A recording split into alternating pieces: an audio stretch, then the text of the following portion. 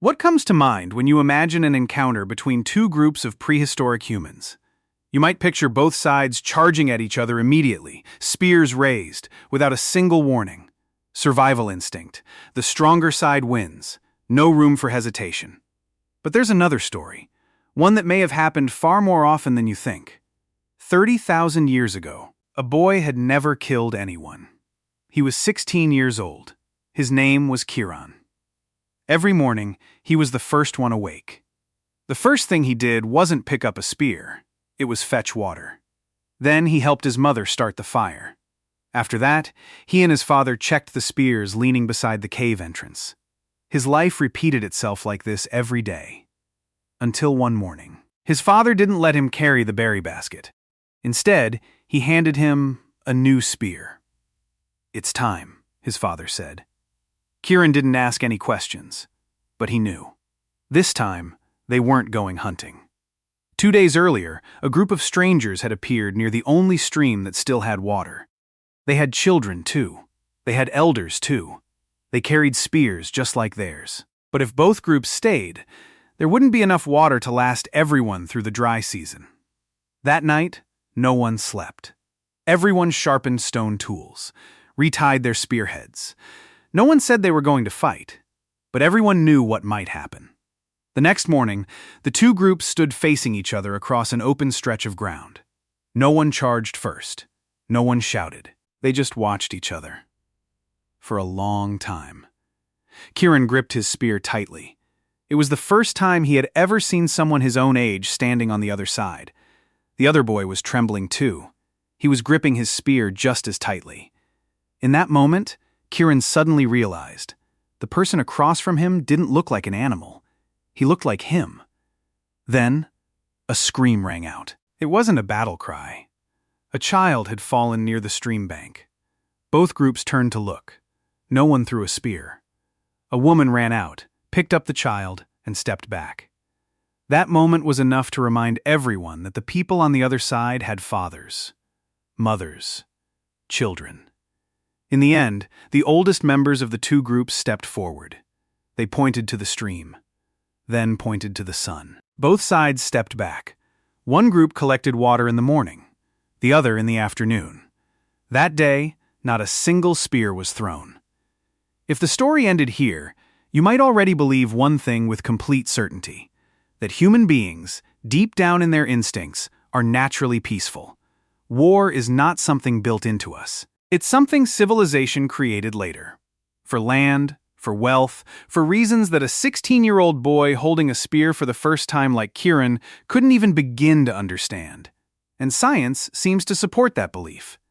Ethologists have long observed that confrontations between two members of the same species in the wild rarely end in death. Most involve displays of strength, growling, staring at each other for a long time, and then one side backs away. Violence comes at a cost to both sides, including the winner, so avoiding it is almost always the wiser choice.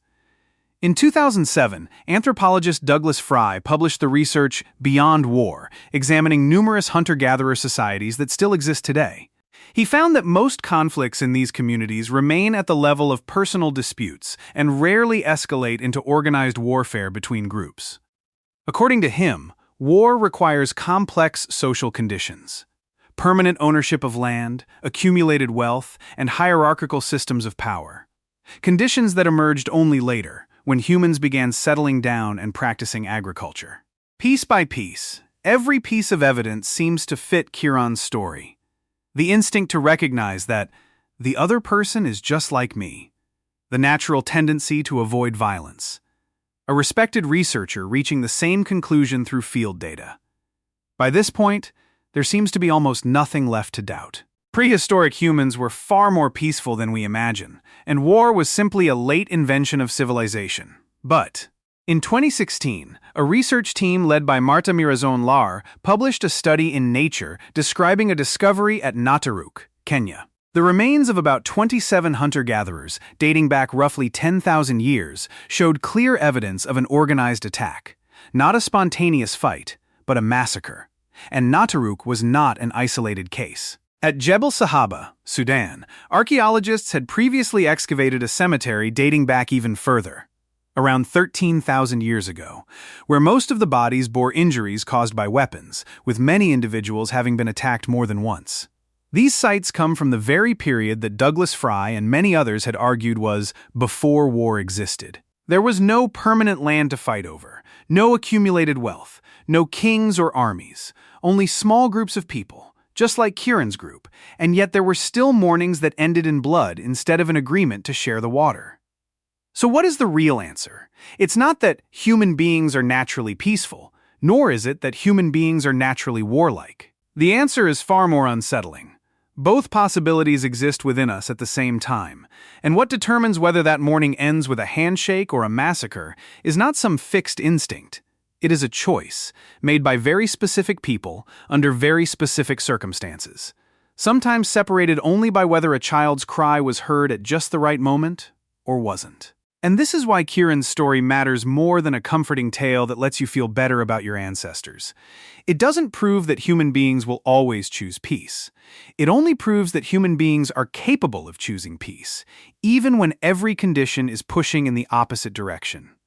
The moment Kieran realized, he's just like me, was not an automatic law of nature. It was a door that is always left open, but no one is ever forced to walk through it. The entire history of human diplomacy, from the negotiation between two old men by a stream 30,000 years ago to the treaties signed by heads of state today, rests on that same fragile door. It has never been a certainty. That is exactly why it must always be chosen again, every single time, by every generation. Many years later, Kieran told that story to his son.